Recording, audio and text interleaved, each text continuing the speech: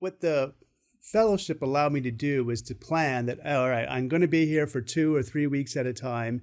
Here's what I want to get done. So, and in particular, I mean, there are 2 chapters that I worked on, probably the hardest ones for me to write in the book. And this was going to be the place to get away. And then while I'm writing and trying to integrate economics and philosophy, I'm going to seminars and talking to economists and philosophers who are visiting the center as well. And it was just a great way to steep myself into the ideas and to kind of come out with something concrete. So, I mean, I kind of started those chapters here. In 2 or 3 weeks, I had a draft of them and then could kind of go out, keep on polishing them and things like that. But it was a great way to get away to do that kind of thing. We tend to think of economics as about consequences. And if you take your principles course, it's all about all the outcomes. We focus on outcomes. But what's real important to students today is what is the inputs to those outcomes. And so the book is about meaning and purpose and value having everything to do with the traditional talk of economics.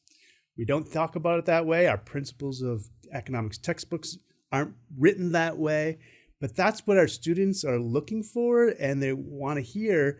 And, as a student, as a undergraduate econ major, I read that textbook, I went to those lectures, and it all made perfect sense to me. But when I was a graduate instructor and first time teaching principles, about 20% of my students I didn't connect with. There's something missing there. And wasn't quite hearing where their objections or where their resistance was coming from. It's because they were interested in meaning and value and purpose, and I wasn't talking about that. And for them, that was as much a part of economics as they thought economics should be organized as what we're talking about in our core principles. And so I wanted to write about how meaning and value, that moral sentiments, are at the core of the very principles of economics.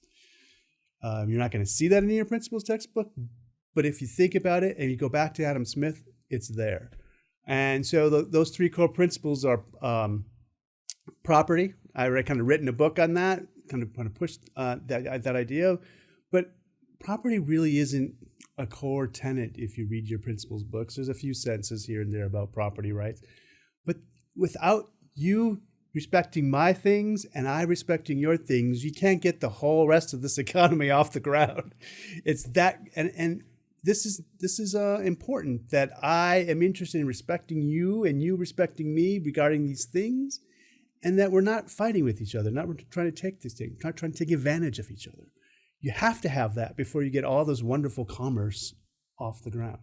And that kind of the beauty of that is just kind of missing in economics, and I want to bring that back.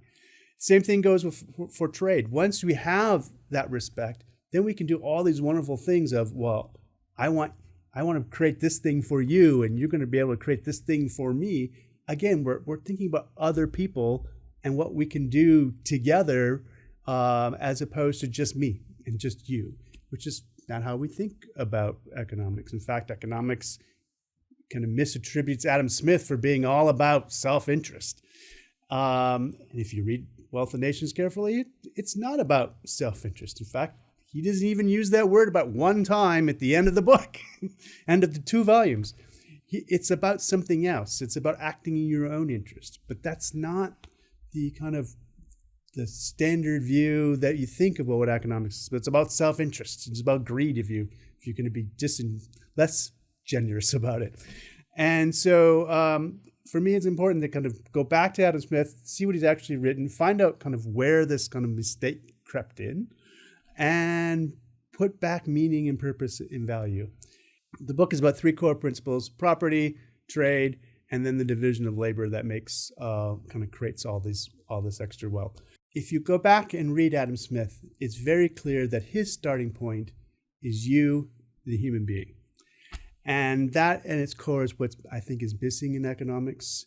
In a way, we've taken you, the human being, out of economics and replaced it with this thing called a utility function, a different kind of you. And I want to put you back into it. I want you to recognize yourself in it. I want you to be able to recognize your moral purposes in what you're doing. and the values that make it possible for you to create wealth. That takeaway is a way to reorganize what I consider to be the question of questions for economics. Economics has been built on, if you read those first chapters, on scarcity. Basically, we tell students, welcome to economics, you want everything and you can't have it. And hence we get the title of the dismal science. Whereas if you read Adam Smith, it's about how is it that we're getting more than just what nature scantily provides for us? We're doing better than that. How did that happen? And so I want us to start asking those questions of why, not just how and how much. Yeah, so and why do we have more? Not just how do we get more stuff, but why do we have more stuff? We have it because we're moral beings. We have it because there's an ethical set of considerations that we take for granted that makes commerce work.